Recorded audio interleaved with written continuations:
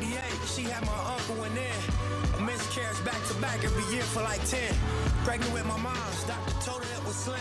Was bed row for 9 months, but gave birth in the end. About to turn 60, he proud what we done. In one generation, he came from Africa young. When rapper and businessman Nipsey Hussle was gunned down in 2019, the world learned of not only his contributions to music, but also to all that he did for others. Rob Kenner is one of the founding editors of Vibe magazine. He met the artist a decade ago and started chronicling the life and career of the hip-hop mogul, artist, and activist. His new book is The Marathon Don't Stop, The Life and Times of Nipsey Hussle, and Rob Kenner joins us live this morning. Rob, thanks for being with us.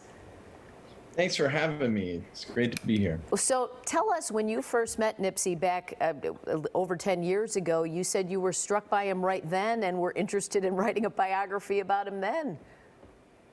Yeah, it wasn't just the power of his music, but just his charisma and his personal energy. He was obviously a brilliant mind, and over time, as I watched his career unfold, it was clear that he was doing something that no one else in hip-hop had ever done before. Well, it also seemed, correct me if I'm wrong, he had skills outside of music. And took advantage of technology in a way that maybe some others didn't. Oh, absolutely.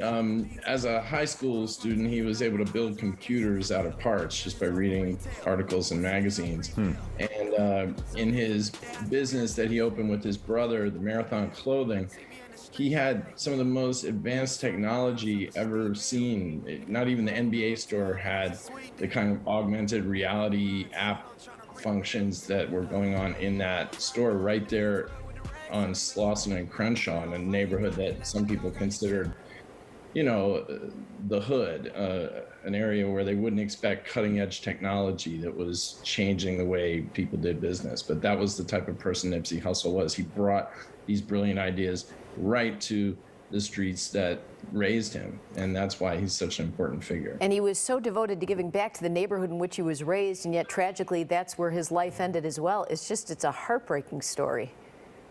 It is.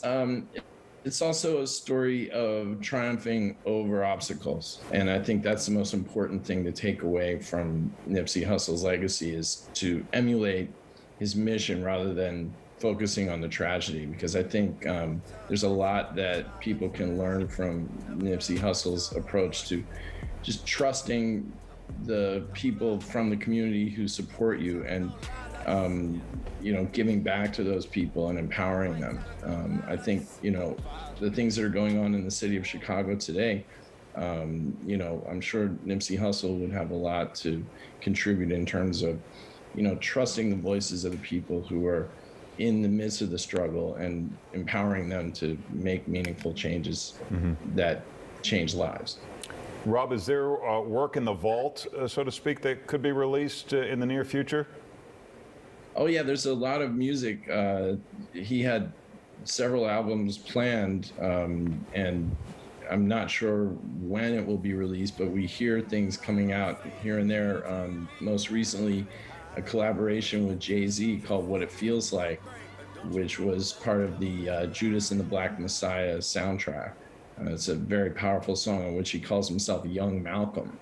So Nipsey was definitely looking beyond entertainment to really be a leader and bring about meaningful change in his city and in the world. Well, Rob, we appreciate you joining us this morning. The book is called The Marathon Don't Stop. You can check out more at robertjkenner.com. He's also on Instagram and Twitter.